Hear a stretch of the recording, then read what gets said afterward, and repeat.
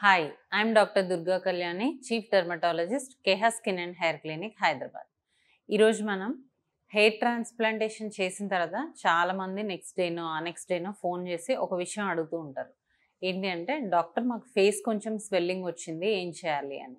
So అసలు ఇది ఎందుకు వస్తుంది, యాక్సెప్టబుల్ థింగ్ ఏనా, తగ్గిపోతుందా, ఇదేమైనా సైడ్ ఎఫెక్టా, ఇవన్నీ ఈరోజు మనం తెలుసుకుందాం.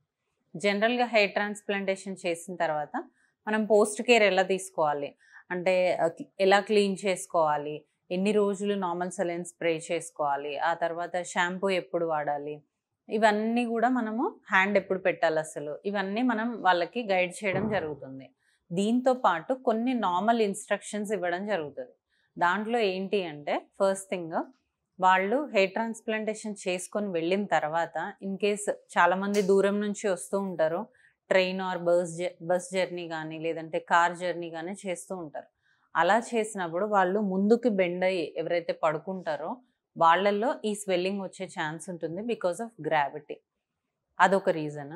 ఇంకా ఏంటి అంటే, హెయిర్ ట్రాన్స్ప్లాంటేషన్ చేసుకున్న తర్వాత మనకు తల కొంచెం బరువుగా ఉంటుంది because of anaesthesia.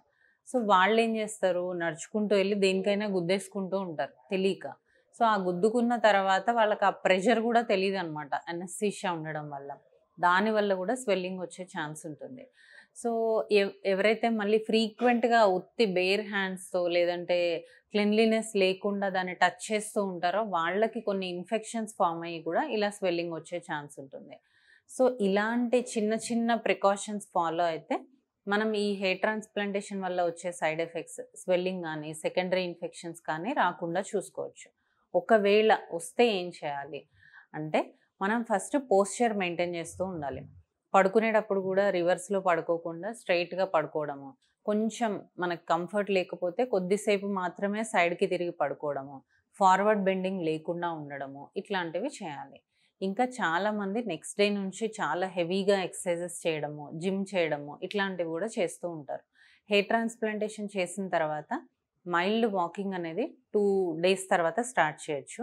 In case weight lifting కానీ సివియర్ ఎక్సర్సైజెస్ కానీ ఎక్స్ట్రీమ్గా ఎక్సర్సైజెస్ చేయాలి అంటే అట్లీస్ట్ 10 to 15 days మనం వెయిట్ చేయాల్సి ఉంటుంది. ఈ ప్రికాషన్స్ ఫాలో అవ్వకున్నా కూడా మనకి స్వెల్లింగ్ వచ్చే ఛాన్స్ ఉంటుంది.